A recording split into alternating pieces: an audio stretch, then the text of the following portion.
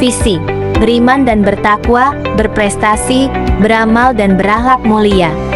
Misi: pertama, mengoptimalkan pelaksanaan kegiatan beragama di sekolah, menumbuhkan penghayatan terhadap agama yang dianut, dan meningkatkan akhlak mulia peserta didik. Kedua, melaksanakan integrasi budi pekerti pada semua mata pelajaran melalui kegiatan inti kurikuler dalam mewujudkan profil pelajar Pancasila. Ketiga, melaksanakan tata krama dan tata tertib kehidupan sosial untuk menggali semua potensi sumber daya yang ada untuk mewujudkan kepribadian yang unggul, berkarakter, berbudi pekerti luhur, berdisiplin tinggi, dan penalaran peserta didik. Keempat, mengoptimalkan pembelajaran perbaikan dan pengayaan, serta bimbingan secara efektif dan efisien, sehingga setiap peserta didik dapat berkembang. Kelima, mengembangkan profesionalisme melalui pelatihan atau workshop MGMP. Keenam, membantu peserta didik untuk mengembangkan potensi diri, sifat kemandirian dan semangat berprestasi pada semua bidang ilmu. Ketujuh, mengoptimalkan pelaksanaan kegiatan pengembangan diri ekstrakurikuler. Kedelapan, meningkatkan partisipasi masyarakat, alumni, dan komite sekolah. Kesembilan, mengoptimalkan pengadaan sarana dan prasarana fisik sekolah yang memadai.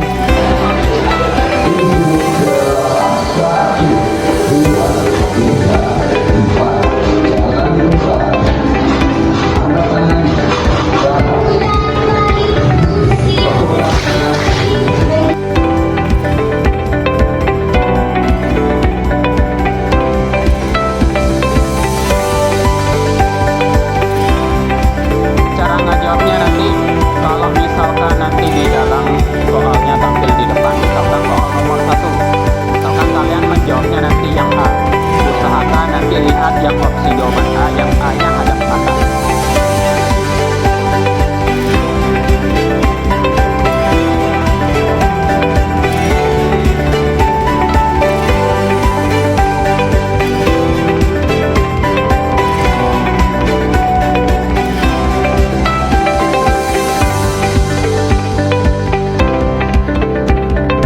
Ya, Pak. Jadi terkait tentang deep learning kita sudah siapkan beberapa pertanyaan, tapi terlalu panjang dan rasanya kurang kompleks ini. Jadi kita akan tanya beberapa saja, Pak. Pertama, terkait dengan deep learning itu ada pernyataan dari Ki Hajar Dewantara yang mencakup nilai asah, asih, dan asuh. Mungkin coba jelaskan sedikit terkait dengan pengertian asah, asih, dan asuh. Bukan asah, asih, asuh. Namanya itu rasa. Terus ada tiga memang banyaknya, tapi bukan asah, asih, asuh kalimatnya. Iya. Olah rasa, oleh hati, sama olahraga sebenarnya kalimatnya yang benar. Iya. Jadi olah rasa itu artinya kita harus bisa mengetahui perasaan anak. Jadi kita harus membuka diri dengan kondisi anak. Jadi sebelum kita mulai mengajar, kita semestinya harus tahu dulu kondisi anak kita. Sehingga kita di dalam menyampaikan suatu pelajaran itu tidak ambisi. Jadi kita tahu latar belakang mereka, itu namanya olah rasa kita. Nah, kemudian yang kedua olah pikir, namanya olah pikir.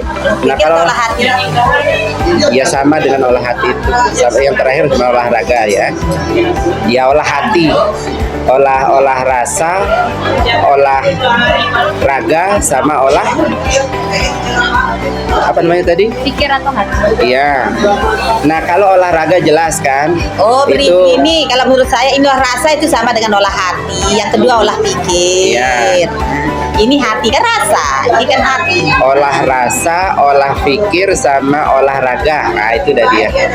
Nah kalau olahraga jelas karena kita ada program 7 anak kebiasaan Indonesia hebat kan. Salah satunya adalah senam.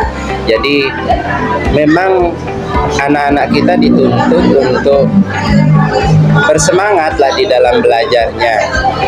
Salah satu caranya yaitu dengan menerapkan kegiatan sekolah berupa senam sehat, itu senam anak Indonesia hebat namanya.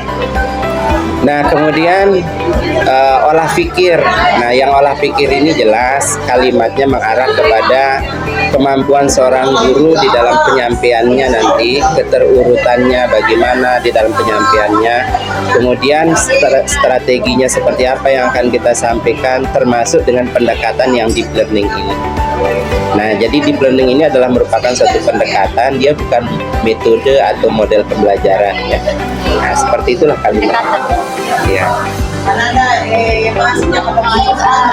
Boleh satu pertanyaan lagi? Terus saja nggak apa-apa, Oke. silahkan. Bisa Pak jelaskan karakteristik deep learning yang membedakan dari pembelajaran sebelumnya? Begini, karena deep learning ini adalah merupakan sebuah pendekatan. Jadi di dalam pembelajarannya itu ada beberapa karakteristik yang memang sangat berbeda. Kalau dulu kan kita pendekatannya adalah scientific kan. Nah, jadi kalau dulu scientific modelnya, jadi dia sudah mengarah kepada sebenarnya dia mirip-mirip dengan deep learning ini. Tapi letak perbedaannya adalah pada yang tiga tadi itu. Dia harus menyentuh ketiga unsur itu di dalam siswa yang berupa olah-olah tadi itu. Kemudian yang kedua, di dalam perangkat pembelajarannya juga agak sedikit perubahan. Jadi model pola rumusnya adalah 8334. Jadi 8 itu ada harus dimunculkan profil pembelajaran, profil lulusan namanya. Kalau dulu profil pelajar Pancasila kan, tapi kalau sekarang namanya adalah profil lulusan. Nah, di dalam profil lulusan itu di setiap pembelajaran harus dimunculkan. Misalkan kalau kita ingin pembelajarannya dalam sekali pertemuan, apa saja yang muncul 6 profil lulusan yang ada itu. Nah, misalkan mungkin toleransi di dalam keberagamaan atau iman ketakwaan, itu kan biasanya dengan doa di awal. Kemudian kerjasamanya nanti di dalam kelas seperti apa. Kalau dia bisa muncul, maka munculkan itu di dalam perangkatnya. Kemudian berikutnya yang membedakan adalah bagian yang 8334. 3 itu adalah merupakan apa istilahnya ya, pengalaman belajar yang kita singkat dengan lupa saya, ada singkatannya yang 3M itu ciri utamanya itu kan ada joyful learning, tapi yang bahasa Inggrisnya ya. Kalau yang dalam itu bahasa Indonesia itu ada menggembirakan, kemudian ada yang bermakna, kebermaknaan, kemudian apa yang satu itu bermakna, menggembirakan, lupa saya yang satu guys. Ya intinya seperti itulah dia. Jadi itu yang tidak muncul di sebelumnya, tapi ada di deep learning gitu dia modelnya. Nah yang spesifik itu ada memang di perangkat ajarnya. Oke. Boleh dilihat Pak, ini yang membedakan profil belajar. Ya itu. Isinya dengan profil lulusan itu sama.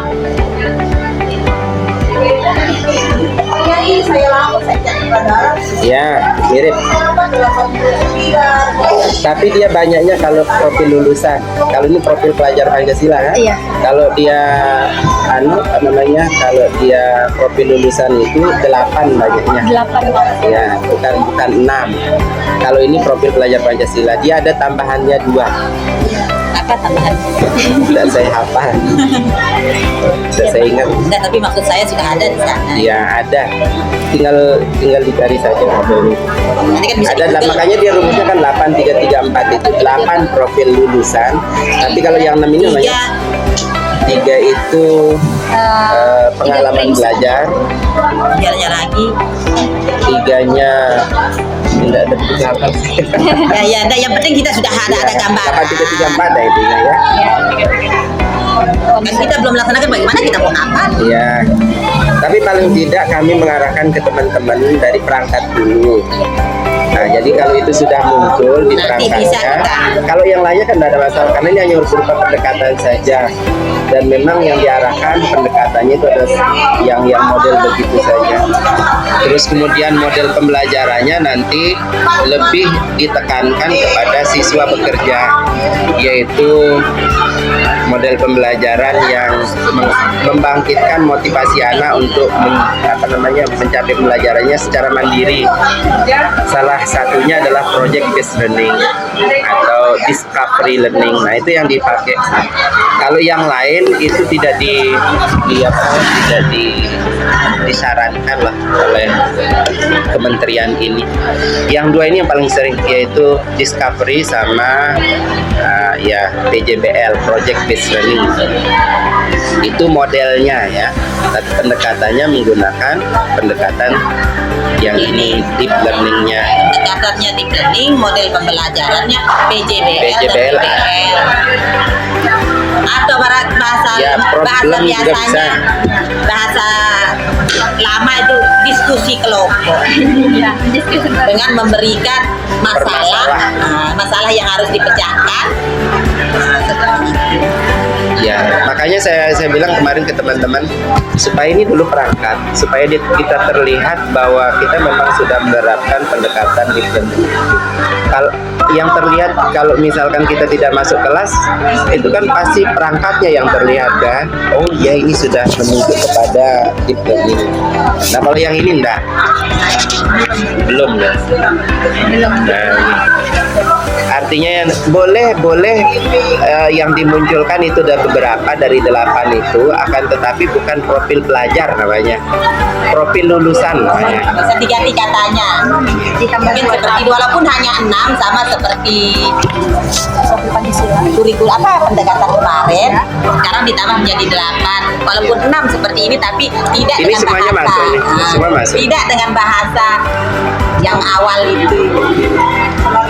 Dan itu semua muncul atau terlihat dari perangkat ajarnya berupa model RPP itu. Contoh RPP.